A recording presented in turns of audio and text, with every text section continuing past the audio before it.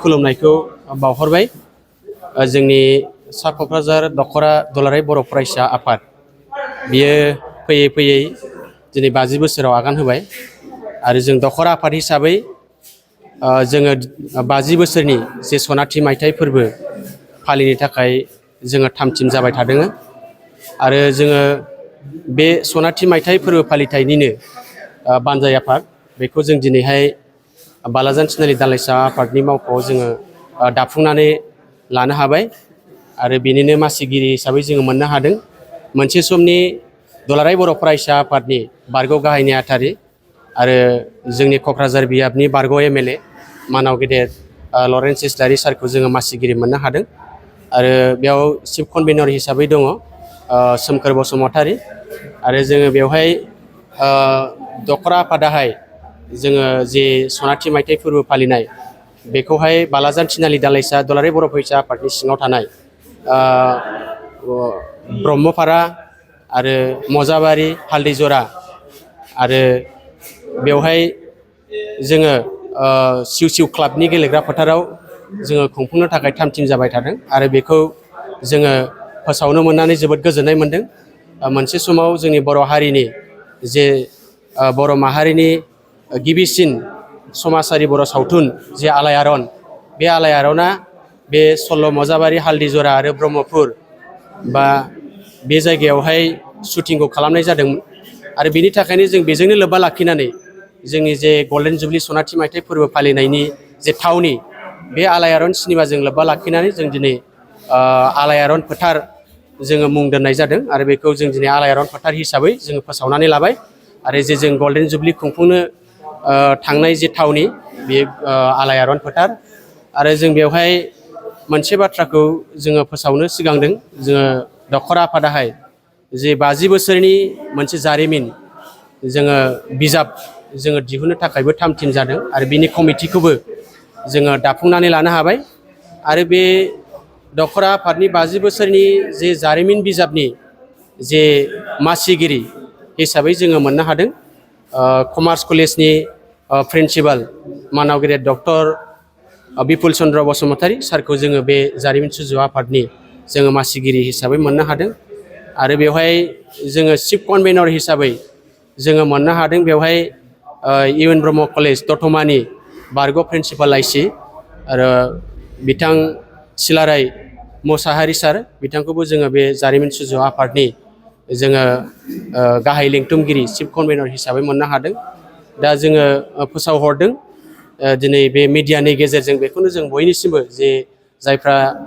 दिनै बे 50 बोसोरनि समाव मोनसे सोमावसारनायजों सोमोन्दो थानाय बा बे 50 बोसोरनि समाव दुलाराय बर' फरायसा आफादजों सोमोन्दो थानाय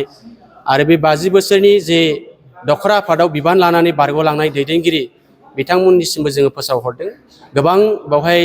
माखासे जोङो जारिमिनफोर जोङो दख'रा आफादनि जे जागायजेननायनिफ्राय 1967 मायथाइयाव दख'रा आफादा गायसनजादों बे गायसनजेननायनिफ्राय गोबां माखासे जोंहा बेवहाय सेबखांनांगौ माखासे जोंनि जारिमिनफोर थागोन आरो जायफोर जारिमिनफोरखौ जायफोरनाव दङ बिथांमोनखौ जोङो हयथ' लोगो हमजोबनो मोनाबो जानो हागौ, थांजोबनो जों मिथिजोबाबो जानो हागौ, जाय जारिमिनफोरखौ जोङो मिथिजोबाबो जानो हागौ। दा बैफोरखिनि जायफोरनाव सर्सआ दङ बैफोर जारिमिननि माखासे गियानफ्रा जायफोरनाव दं दख'रा आफादनि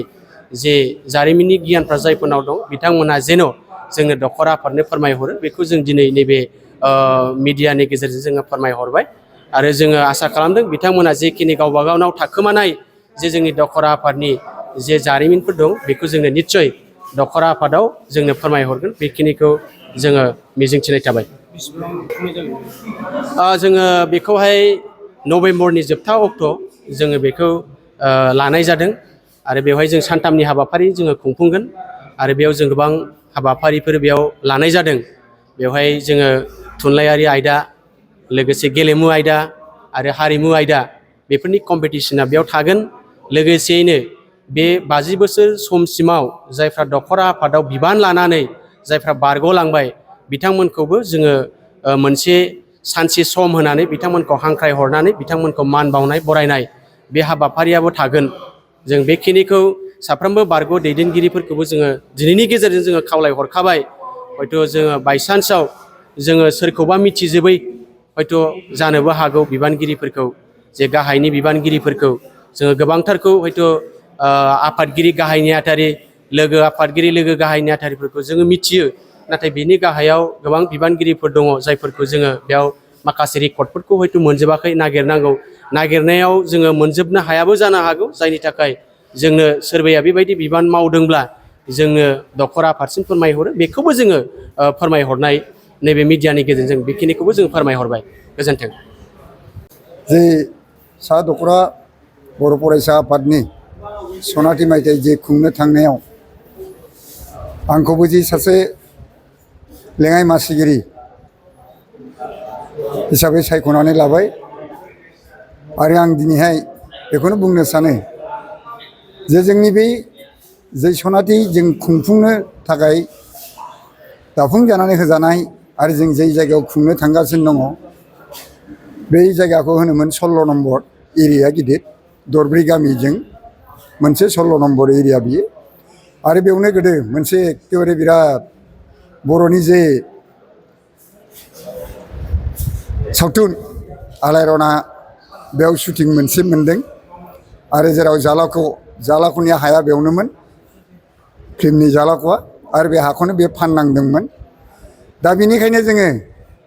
जोंनि बे खुंफुंनाय जे जायगानि थावनिनि मुंखौ आलायारन फोथार मुं दोननानै जोङो बेखौ खुंनो थांगासिनो दङ दिनै। दा बिनिनो जोङो दिनै खुब मोजां मोनदों जोंनि जे जाय माने जोंनि बे दाफुंजानाय आरसिनि गाहाय मासिगिरियानो जाहैबाय जोंनि बारग' MLA मोन आरो बारग' बर' फरायसा आफादनि गाहाय नेहाथारिमोन सानसे समाव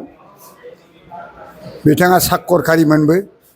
सुक्ति खालामनानै फैनानै देरहाफैना MLA जाफैदोंमोन। दा बिथांखौनो जोङो दिनैहाय मोननो हादों खुब गोजोनग्लायनाय बाथ्रा। दा जोङो बे हाबाफारिखौ मोजाङै मावफुंलांनो थाखाय बे रायजो राजा आरो 7था बर' दुलाराय बर' फरायसा आफादनि 7था दालाइसा आफादफोर जेरै तितागुरि देबोरगाव कालुगाव सबायझार बिदिनो कारिगाव आवदां थिनालि बालाजान बेखौ लानानै जोङो गासै 7था बियो जोंनि सा दखरा बर' फरायसा आफादनि सिङाव थाजोबनाय। दा बेखौ ज' जानानै जोङो नैबे हाबाफारिखौ मावनो दावखोगासिनो दङ।